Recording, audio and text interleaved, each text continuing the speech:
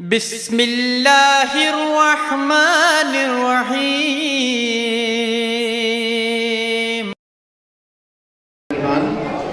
نہایت رحم فرمانے والا۔ السلام علیکم ورحمۃ اللہ۔ اب ہم 6 نکاتی آپ کو پروگرام دے رہے ہیں مختصر سا۔ جس نے 6 باتیں مان لی اس کو پارلر پر جانے کی ضرورت نہیں ہے۔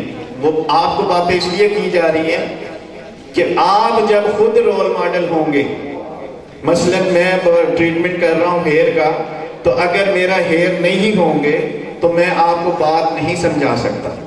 اسی طرح آپ پارلر کے پروپرائٹر ہیں، پارلر کی مالکن ہیں، تو جو آئے گی وہ آپ کے چہرے کو دیکھے گی، وہ آپ کے بالوں کو دیکھے گی۔ اگر آپ تیل بیچتی ہیں یا آپ چھائیوں کی کریم بیچتی ہیں اور آپ کے چہرے پہ چھائیاں ہیں اور آپ کہہ رہی ہیں کریم بڑی چنگی ہے، چھائیاں ختم کر دیتی ہیں، تو وہ آپ کو یوں دیکھے گی، لے چاہے وہ لے، لیکن دیکھے گی آپ تو ٹھیک نہیں کیتی، تیل میں لگی ہے۔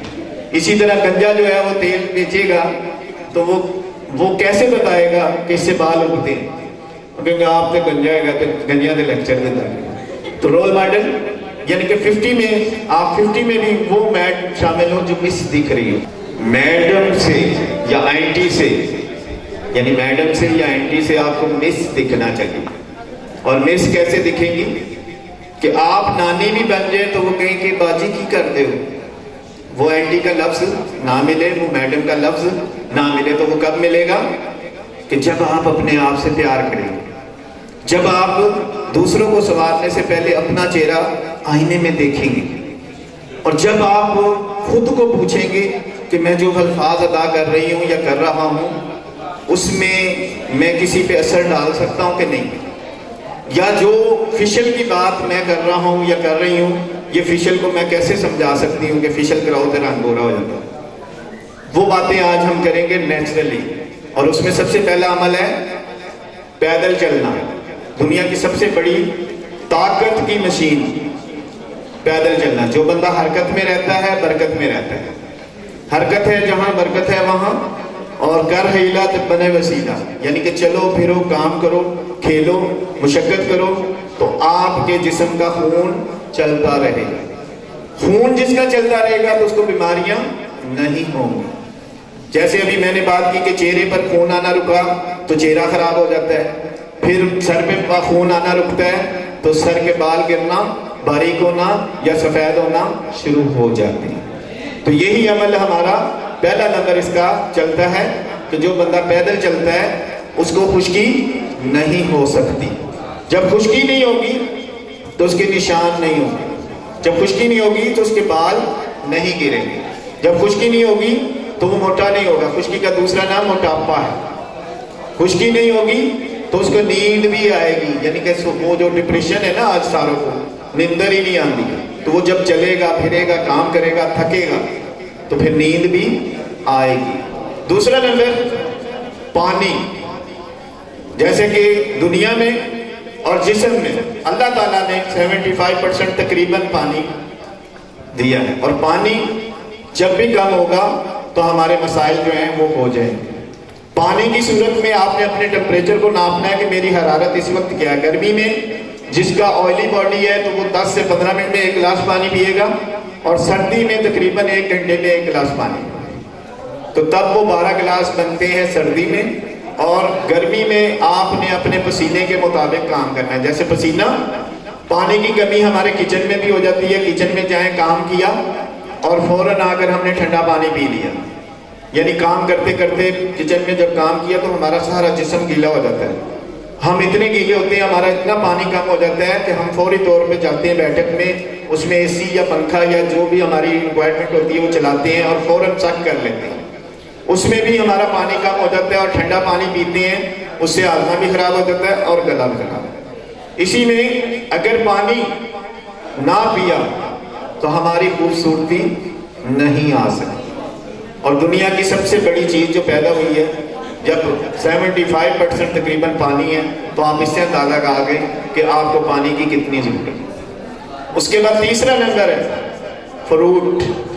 ڈاکٹر ہیں، ہر کھاد اللہ تعالیٰ نے جسم کے اندر ہی رکھی ہوئی ہے، وٹامن ای، ڈی، زنک، ہر چیز اللہ تعالیٰ نے جسم کے اندر ہی رکھی ہے اس کو، اور اللہ تعالیٰ نے ایک حکمت دی ہے کہ آم کو گرمی میں پیدا کیا ہے، جب آپ کا پسینہ زیادہ خارج ہو جاتا ہے، کمزوری ہوتی ہے، تو اللہ نے کہا کہ آم کھاؤ تو آپ کی کمزوری دور ہو جائے گی۔ اس وقت آپ کو گاجریں دی ہیں کہ گاجریں کھاؤ گے تو اس ٹائم آپ کے ڈاکٹر والا کام ہوگا اور گاجروں سے آپ کی ہر توانائی پوری ہو جائے گی۔ اس ٹائم آپ کو مٹر دیے، مٹر کھائیں گے تو آپ کی دوائی کا کام وہ کریں گے۔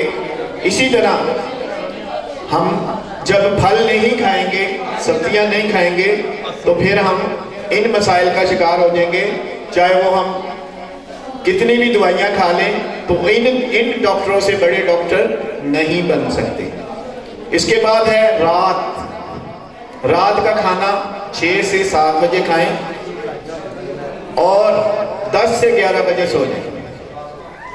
جس نے رات کو کھانا اور سونے کا وقت طے کر لیا، اس نے اپنی صحت، اس نے اپنی خوبصورتی، اس نے اپنی پھرتی، اس نے اپنی چارمنگ اور اس نے اپنی بلش، ہر چیز کو اپنے قابو کر لیا۔ جس کے پاس رات ہے، جس کے پاس رات نہیں ہے، اس کا دن بھی خراب ہے۔